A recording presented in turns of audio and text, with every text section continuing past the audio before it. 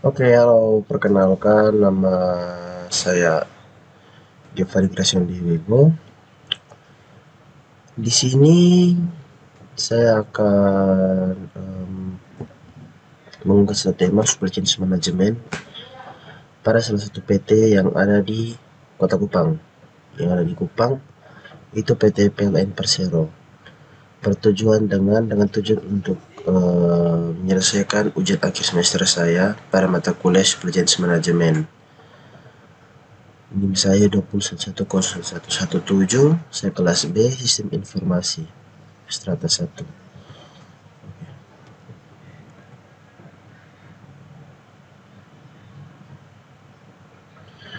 Oke, sebelumnya bersyukur saya panjatkan kehadiran Tuhan Yang Maha Esa atas kehadiratnya, rahmat dan yang berlimpah hingga saya dapat menyelesaikan tugas makalah yang berjudul Project Management pada PT PLN Persero dapat selesai pada waktunya.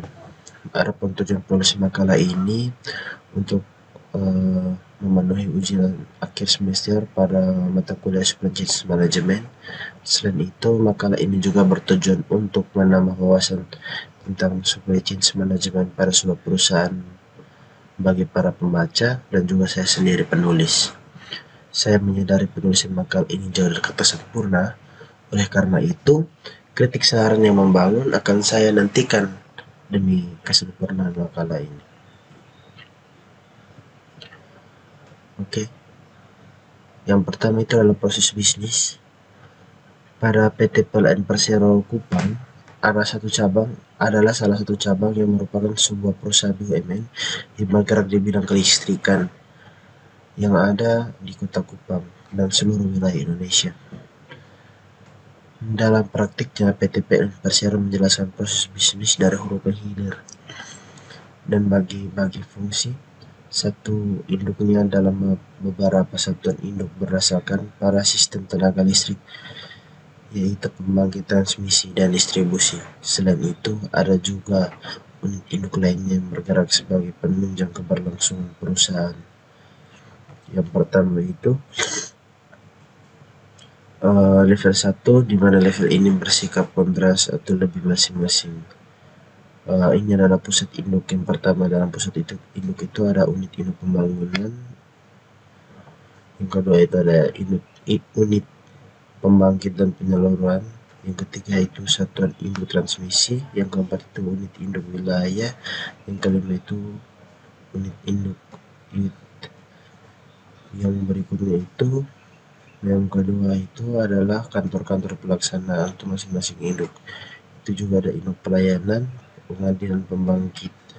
Yang kedua itu ada unit pelaksanaan pengaturan badan, yang ketiga itu ada unit pelaksanaan pengaturan transmisi, yang keempat unit pelaksanaan pelayanan pelanggan, yang kelima itu unit pelaksanaan pendidikan pelatihan, yang keenam itu unit pelaksanaan proyek.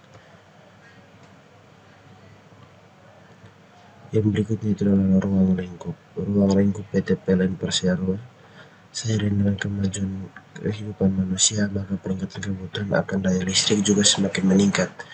Hal demikian dikarenakan listrik merupakan salah satu bentuk energi yang sangat diperlukan manusia. Penyampaian energi listrik mulai dari tahap pertama sampai ruang konsumen yang melibatkan berbagai macam pihak pada masing-masing tahapnya. Oleh sebab itu diperlukan oleh akademik pengelola yang baik sehingga proses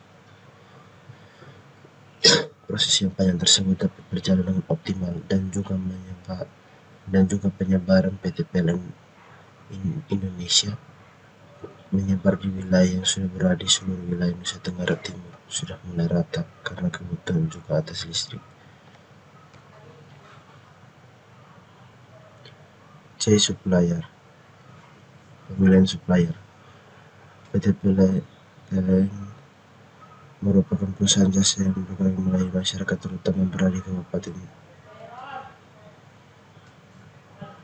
Yang berikutnya itu adalah gambar menjelaskan supply chain manajemen. Di sini ada masuk penerimaan barang, gudang, pelayanan bagi pelayan pihak manajemen dan departemen keuangan. Nah, di sini gambar di samping ini menjelaskan adanya rantai atau saling sinkron dari atas sampai pelanggan maupun hasil dari analisis rantai. rantai pasok di PT PLN Persero secara kebutuhan dari hulu ke hilir. Bisa dilihat pada gambar di atas. Untuk aliran informasi bisa diartikan sebagai berikut: perusahaan akan menarik bahan baku dari berupa kabel berupa kabel masuk ke dalam mesin dan sebuah berproduksi terlebih dahulu untuk melewati eksekusi, yaitu yang bertanggung jawab untuk memastikan bahan baku sudah memenuhi standar kualitas. Manajemen transportasi dan distribusi yang digunakan seluruh barang yang akan dicatat dan diakunting sebelum dikirim dari pihak manajemen. Bagian pelayanan akan membayar bahan baku pemasok dari catat akunting. Semua barang akan dipaket, setelah itu paketkan terlebih dahulu melewati bagian pemasaran untuk membuat strategi pemasaran produk. Jadi semua di sini melalui akuntingnya.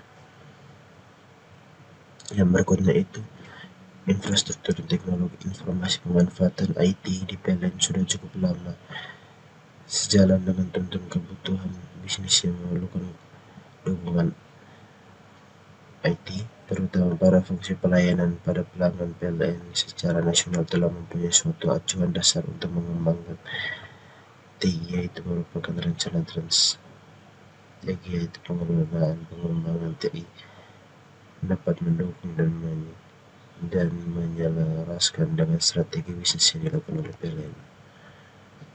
Yang kelima itu perencanaan sistem SCM pada PT PLN untuk menyelenggarakan usaha penyediaan tenaga listrik bagi kepentingan umum dalam jumlah dan mutu yang memadai, serta menumpuk keuntungan dan pelaksanaan penugasan pemerintah di bidang ketenaga listrikan dalamnya kembangun dengan menerapkan prinsip-prinsip Persero terbatas.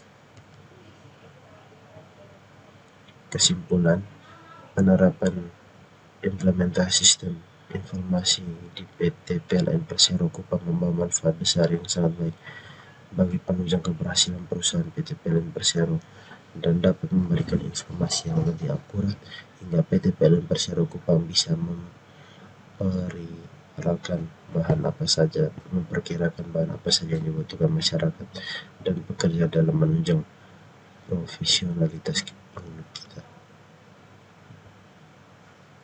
Thanks for watching. Tuhan Yesus memberkati. Oke, mungkin saja itu sekian dari presentasi saya kali ini mengenai civil jenis manajemen. Apabila terjadi kekurangan, salah kata atau tindakan saya yang kurang nyaman, mohon dimaafkan. Sekian dan terima kasih.